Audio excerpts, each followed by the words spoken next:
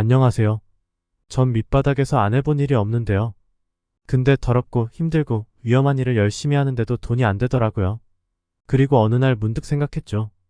밑바닥에서 개같이 일해봐야 부자가 되기는커녕 진짜 개가 되는 게 아닐까 하고요. 그래서 그 대안으로 재테크 공부를 했었는데요. 그때 내린 결론은 딱 두 개였습니다. 부동산 아니면 주식이었죠.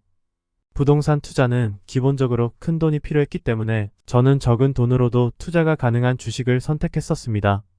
어쨌든 지금 제가 말하고 싶은 건 가난할수록 주식에 투자를 해야 한다는 겁니다. 그거 말고는 다른 대안이 없기 때문입니다. 제가 작년부터 여러 번 말하지만 이제 부동산으로 돈을 버는 시대는 끝났다는 것을 아셔야 합니다. 그러니까 부동산에 대한 미련은 제발 버리세요. 앞으로 부동산이 똥되는 세상이 오니까요. 물론 바닥을 찍고 조금 상승은 할 수 있다고 봅니다. 하지만 그게 다죠. 과거와 같은 폭등은 이제 기대하기 힘듭니다. 좋든 싫든 이제 남은 건 주식밖에 없다는 것을 인정해야 합니다. 주식 투자의 장점은 아주 작은 돈으로도 투자가 가능하다는 겁니다. 단돈 500원으로도 말이죠. 때문에 가난할수록 주식에 투자해야 하는 이유입니다. 가난해서 주식에 투자할 돈이 없다고요. 술, 담배, 복권에 쓸 돈은 있고요. 차라리 술, 담배, 복권에 쓸 돈을 모아서 매주 주식에 투자하세요. 어차피 그냥 없어질 돈이 아닙니까? 그러니까 술, 담배, 복권에 쓸 돈을 모아서 한 10년 동안 주식을 조금씩 사 모으시라는 겁니다. 그리고 주식에 투자한 그 돈은 그냥 없는 돈이라고 생각하세요. 그래야 조정해도 마음이 편합니다. 그게 나이를 먹고 여러분의 든든한 버팀목이 될 수 있다는 것을 아셔야 합니다. 그래도 술, 담배, 복권이 좋다면 그렇게 하세요. 당장 술, 담배, 복권으로 위안을 얻을 수 있을지 몰라도 그게 가난으로부터 여러분을 지켜주지는 못한다는 것은 명심하십시오. 오히려 그것들은 여러분을 더 가난하게 만들 확률이 높습니다. 때문에 여러분이 가난하다면 반드시 주식에 투자하는 것이 좋습니다. 시간이 지날수록 현상 유지를 하기도 어려울 테니까요. 왜냐하면 물가는 지속적으로 상승하며 그와 비례해서 돈의 가치는 하락한다는 거죠. 동시에 특별한 경우가 아니라면 여러분이 제공할 수 있는 노동력의 가치도 저하된다는 것입니다.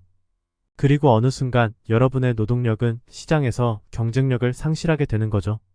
이런 이유로 나이를 먹고 고시원이나 쪽방에서 지낼 확률이 높아지는 겁니다. 그걸 상쇄시키는 방법은 투자밖에는 달리 방법이 없습니다. 그리고 앞서 말했다시피 부동산 투자는 이제 한물 같기 때문에 주식 투자 말고는 다른 대안을 찾기가 어렵습니다. 여러분이 부자가 아니라면 말입니다. 그래도 술, 담배, 복권에 여러분의 미래를 탕진하시겠습니까? 아니면 그 돈으로 주식에 투자를 하시겠습니까? 건강도 챙기고 미래도 대비할 수 있으니 일석이조 아닌가요? 주식 투자는 목돈으로 올인이나 몰빵을 할 필요가 전혀 없습니다. 그럴수록 털릴 확률만 높아질 테니까요. 그냥 여윳돈이 생기면 조정할 때마다 이삭을 줍듯이 조금씩 모아가는 게 최고입니다. 1,000원도 좋고 만원도 좋습니다. 이렇게 주식 투자를 하면 부담감이 거의 없습니다. 때문에 성공 가능성이 커지는 거죠. 아무리 돈 많은 부자라도 주식에 올인이나 몰빵을 하는 순간 털리는 겁니다.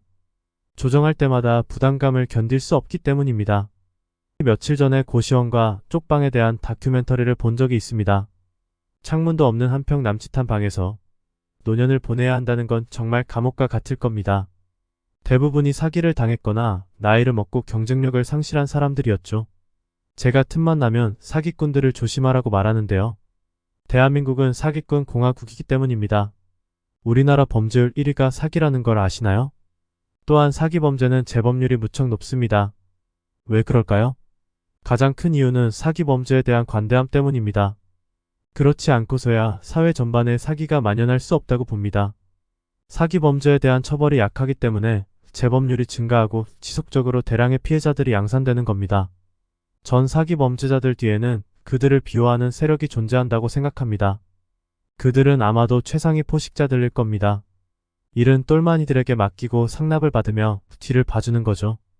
겉으로는 깨끗한 척하면서 평생 호의호식할 수 있으니 이보다 더 좋은 게 또 있을까요? 이제 사기는 대한민국에서 거대한 산업이 됐다는 것을 아셔야 합니다. 때문에 대한민국에서 사기는 더욱 번창하리라고 봅니다.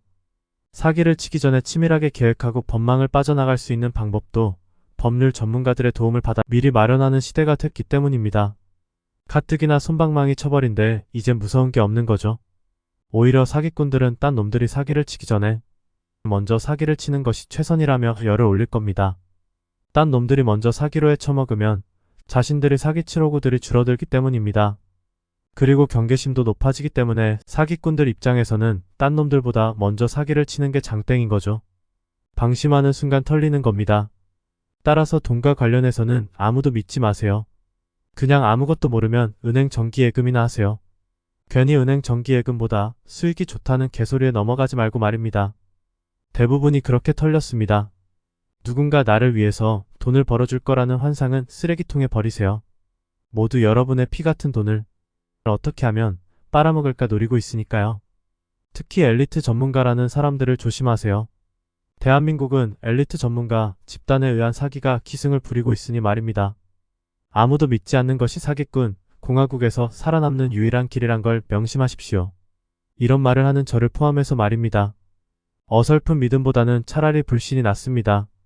괜히 털리고 나서 고시원이나 쪽방에서 질질 짜봐야 아무런 의미가 없기 때문입니다.